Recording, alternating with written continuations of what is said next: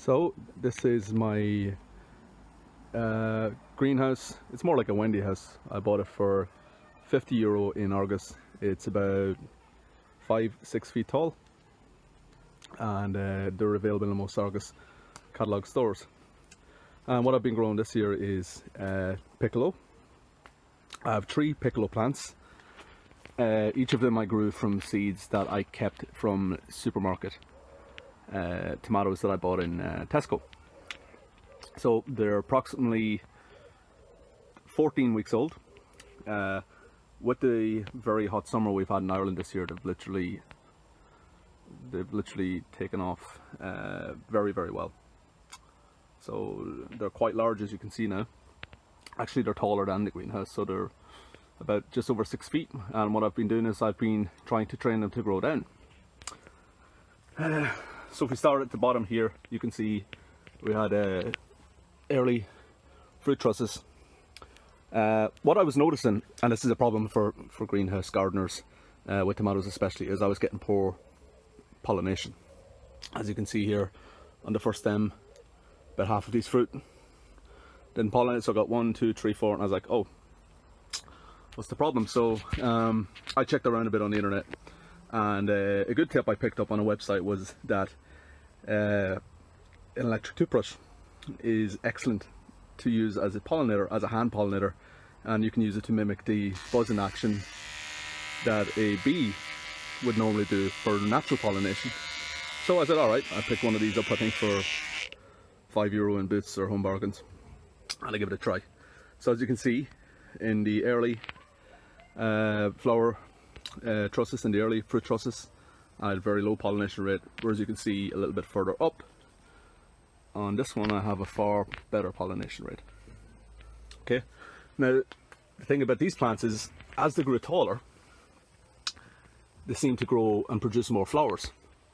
So this one here, this flower stem, if I had full pollination here, you'd get like, I don't know, 20, maybe 15 tomatoes on the one stem, which is quite good.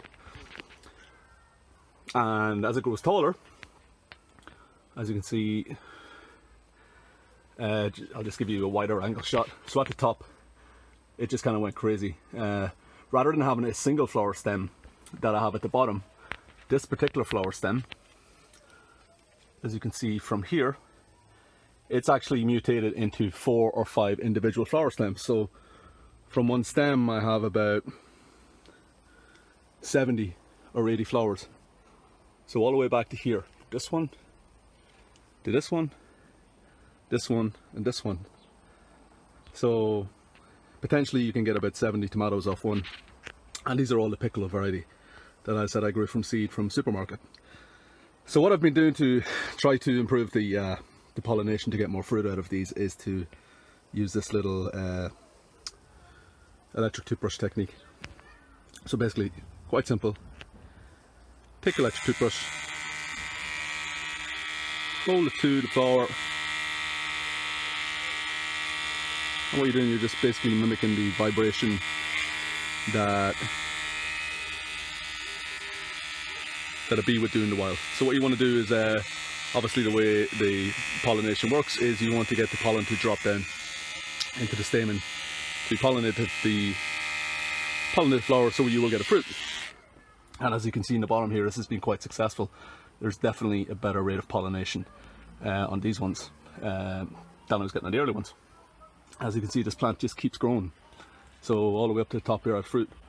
And I'm kind of thinking that this particular variety, I mean, these are supermarket tomatoes, so they were probably, the species was probably adapted to grow in grow houses, where of course they can grow up to 30 feet. So it'll probably keep growing. Right now I'm trying to train it to grow down, but let's see how it goes. If it gets too big and too unmanageable, I'll just have to cut it or prune it.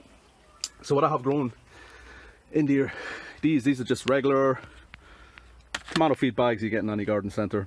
I have been watering them regularly, so they are a very thirsty plant. I try to give them at least, between all of them, about 30 litres of water a day. I've got a couple of other random plants in here as well. Obviously, I mean, the piccolo, it was just an experiment. I mean, I grew them from the supermarket seeds. I didn't actually think they would grow, and then I read online somewhere that they might not actually produce fruit, that they could potentially be infertile because they're cloned. But lo and behold, there we go. I don't have any ripe ones yet, but so far everything looks quite good. Alongside here I have a couple of more varieties of plants. This one on the bottom is a sweet pepper, and these have been growing quite nice and quite big, and I guess that's a kind of a testament to the hot summer we've had in Ireland so far this year. I mean, we've seen some of the warmest weather and the longest dry period and heat wave for a long time. So on this side I have some other varieties. Some of these I got in the garden centres. They were too big, I couldn't fit them all. Originally I had them all in the grow bags, but they outgrew them and I just put them into pots. This one is just I think it's a money maker variety of tomato. These are quite small, they're cherry. This one, I think these ones might be money maker as well. They're quite larger. Over at the end, these are Roma tomatoes. So like a pear, almost like pear shape. And but the ones, as you know, that have taken up most of my attention are the Piccolo. So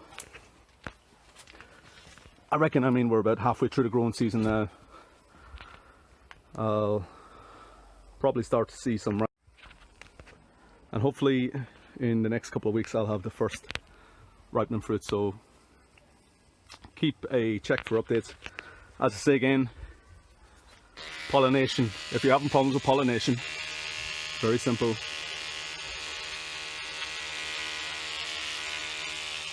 It is quite painstaking. It does take a lot of time, but you know, it's worth it if you get the results. I mean, there's nothing worse than growing tomatoes. Spend a lot of time pruning them, watering them, feeding them, and then you don't get any fruit.